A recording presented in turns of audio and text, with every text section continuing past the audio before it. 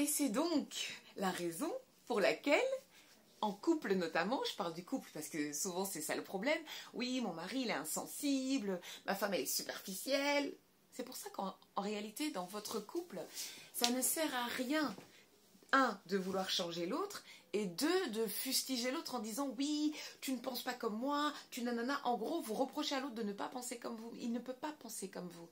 Parce que vous n'avez pas le même vécu, vous n'avez pas la même façon de fonctionner. Rappelez-vous ce que j'ai dit dans la précédente vidéo sur le vase Ming. Donc par rapport à un événement donné, vous ne pourrez pas réfléchir de la même façon.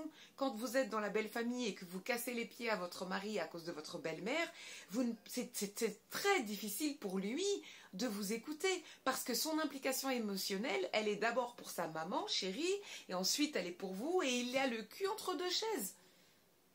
Quand vous avez quelque chose qui vous tient à cœur, ben votre application émotionnelle, elle est beaucoup plus poussée que quelqu'un qui n'a aucun lien avec l'objet de votre amour ou de votre attachement ou de votre intérêt. C'est pour cela qu'en fait, en règle générale, ça ne sert à rien de se battre pour savoir qui a raison. L'idée, c'est simplement, quand vous constatez que vous avez des ressentis différents, l'idée c'est de trouver un consensus, un équilibre, de faire comprendre à votre mari pourquoi vous pensez comme ça. Quel est l'impact qu'a toute cette situation sur vous par rapport à votre vécu, par rapport à votre tempérament, votre personnalité, votre sensibilité. Et surtout, l'idée c'est que lui ait envie de comprendre ce qui se passe dans votre tête et dans votre cœur.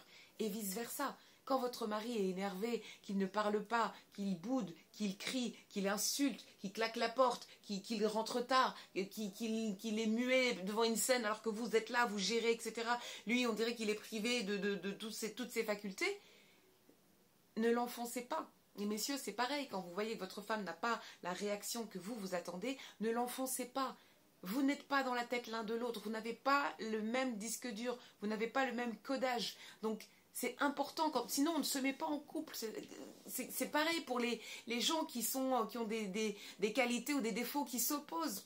Une personne bordélique, une personne maniaque, voilà, tu es maniaque, c'est ton chemin de vie. Tu es bordélique, c'est ton chemin de vie. Tu es pingre, tu es rapiat, tu es économe, me diront certains. C'est ton chemin de vie. Toi, tu es dépensière, c'est ton chemin de vie. C'est parce que il y a des choses qui ont été mises en place depuis petite, depuis adolescente, qui font que tu dépenses pour te faire plaisir, pour compenser ou que sais-je. C'est comme quelqu'un qui fait hyper attention, qui ne fume pas, qui ne boit pas, qui ne se drogue pas, qui ne prend pas de médicaments, qui dort avec les poules.